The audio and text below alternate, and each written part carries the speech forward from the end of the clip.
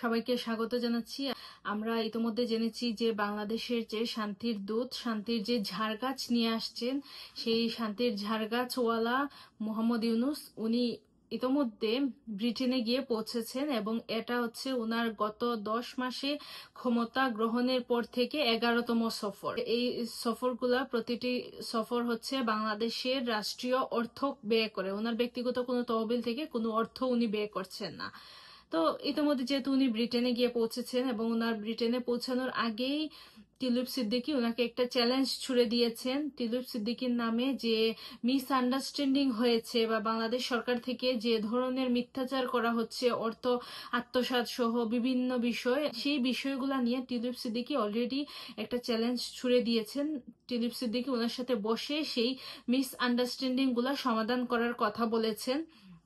পাশাপাশি আমরা দেখলাম যে যখন এই মোহাম্মদ ইউনূস উনি ব্রিটেনে যাচ্ছেন তখন ওনার সমর্থকরা সবাই প্রচার করছিল যে উনি নাকি ব্রিটিশ রাজ পরিবারের কাছ থেকে একটা অ্যাওয়ার্ড পাবেন। যদিও আমরা ইতোমধ্যে দেখেছি সেই অ্যাওয়ার্ডটা ব্রিটিশ রাজ পরিবার থেকে নয়, এই কিং চার্লস হারমোনি অ্যাওয়ার্ড যেটা উনি পাচ্ছেন বলে দাবি করা হচ্ছে, সেই অ্যাওয়ার্ডটা আসলে ব্রিটিশ রাজ পরিবার বা কোনো জায়গা থেকে কোনো অ্যাওয়ার্ড দেওয়া হচ্ছে না। তখন আমরা এই লিস্টে খোঁজ নিলাম, তখন আমরা মোহাম্মদ ইউনূসের কোনো নাম পাইনি। তারপর যখন ওনাকে ওয়েলকাম জানানো হচ্ছে, আমরা দেখলাম যে অনিবন্ধিত রাজনৈতিক সংগঠন এনসিপি, সেই এনসিপির 3 জন নেতাকর্মী আসছে, এসে মোহাম্মদ ইউনূসকে ওয়েলকাম জানাচ্ছে। উনি বাংলাদেশে এত এত শান্তি বর্ষণ করছেন, এত এত শান্তির ঝাড়গাছ বাংলাদেশে নিয়ে এসে বসাইছেন, অথচ ওনাকে স্বাগত জানাতে মাত্র 3 জন মানুষ আসছে। পাশাপাশি বাংলাদেশের যে মুক্তিযুদ্ধের পক্ষ শক্তি, বাংলাদেশ আওয়ামী লীগ সহ যারা ব্রিটেনে আছেন, বাংলাদেশের মুক্তিকামী মানুষ, ওনারা কিন্তু প্রতিবাদের ঝড় উঠাচ্ছেন, ঝড় তুলে এইটা বলছেন যে ইউনূস, আমরা দেখলাম যে ইউনূসের যে পুষ্পতলিকা আছে সেটাকে পুড়িয়ে দেয়া হয়েছে, সেটাতে জুতার মালা পরিয়ে দেয়া হয়েছে। এবং আপনারা একটু স্লোগানগুলা শুনেন, ওনাকে কি স্লোগান দিয়ে ওয়েলকাম জানানো হচ্ছে। চামড়া তুলে নেব আমরা, কুত্তা দিয়ে কামড়া, ইউনূসের চামড়া, ইউনূসের গলে গলে, ইউনূসের চামড়া তুলে নেব আমরা, কুত্তা দিয়ে কামড়া, ইউনূসের চামড়া, ইউনূসের চামড়া তুলে দিয়ে কামড়া, কুত্তা দিয়ে কামড়া, ইউনূসের চামড়া, ইউনূসের দুই গলে, জুতা মারো তলে তলে, মারো জুতা তলে তলে, ইউনূসের দুই গলে, সন্ত্রাসীদের আস্তানা বাংলায় হবে না, বাংলাদেশে হবে না। কি মনে হলো বর্তমানে যে দখলদার ইউনূস সরকার যারা ক্ষমতা দখল করে আছে, এরা যেভাবে লজ্জিত হয়েছে, যেভাবে এদেরকে অপমান করা হয়েছে, অতীতে বাংলাদেশের কোন রাষ্ট্রপ্রধান কিংবা এই অন্তর্বর্তীকালীন যারা ছিলেন ওনারা কাউকেই কিন্তু কখনো এইভাবে অপমানিত হতে হয় নাই। অথচ এই দখলদার ইউনূস সরকার যে বা যারা চাচ্ছে যে উনি একটা অ্যাওয়ার্ড পাবেন এবং সেই অ্যাওয়ার্ড নিয়ে আসলে বাংলাদেশের সম্মান বাড়বে, বাংলাদেশের সুনাম হবে, অথচ ওনাকে ওয়েলকাম জানানো হচ্ছে বিভিন্ন ধরনের স্লোগান দিয়ে, ওনাকে ওয়েলকাম জানানো হচ্ছে। সেখানে বলা হচ্ছে যে ইউনূসের চামড়া তুলে নিব আমরা, ইউনূসের চামড়া কুকুরকে দিয়ে দেয়া হবে, এই ধরনের স্লোগান দেওয়া হচ্ছে।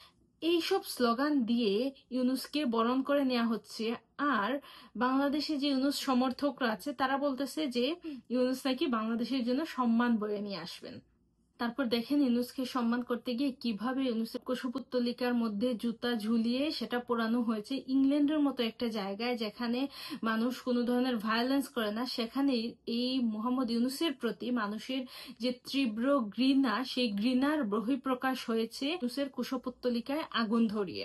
সুতরাং এটা থেকে খুব স্পষ্ট যে ইউনূস যে শান্তির ঝাড়গাছ নিয়ে আসছে বা ইউনূস যে বাংলাদেশের জন্য সুনাম আনতে ব্রিটেনে গিয়েছে, সেটা আদতে আসলে কোনো সুনাম না, বরং হচ্ছে বাংলাদেশের ইতিহাসে এর থেকে জঘন্যতম বা এর থেকে নিন্দনীয় কোনো রাষ্ট্রপ্রধান কখনো আসেনি। আরেকটা বিষয় আপনারা লক্ষ্য করবেন, আমার মনে হয় কি যে এটা আমি গ্যারান্টি দিয়ে বলতে পারবো, ইউনূসকে যদি দেশের বাহির থেকে যে কোনো দেশ থেকে কেউ যদি একটা শোরুম উদ্বোধন করতে বলে, ইউনূস সেখানে চলে যাবে এবং ইউনূসের সমর্থকরা বলবে এটা নাকি ইউনূসের জন্য বা বাংলাদেশের জন্য ইউনূস সম্মান নিয়ে আসতেছে। কেউ যদি বলে যে মাছের বাজার উদ্বোধন করার জন্য, ইউনূস সেটাতেও চলে যাবে। ইউনূসের সমর্থকদের এই হচ্ছে একটা বিষয় যে তারা সবসময় সবকিছুতে। বাংলাদেশে এত তো ঘটনা ঘটে যাচ্ছে, কিন্তু তারা সেগুলো নিয়ে কোনো কথা বলবে না। কিন্তু ইউনূস দেশের বাহিরে যদি একটা ডাক পায়, সেটা হোক একটা শোরুম উদ্বোধনের ডাক, সেটাতে কিন্তু ইউনূস দৌড় দিয়ে চলে যাবে। কারণ সেখানে ইউনূসের কোনো খরচ হচ্ছে না, রাষ্ট্রের টাকা ব্যয় হচ্ছে, এবং তার যে সমর্থকরা তারা কিন্তু এই কথাগুলোই প্রচার করবে এটা নাকি দেশের জন্য সম্মান বয়ে নিয়ে আসা।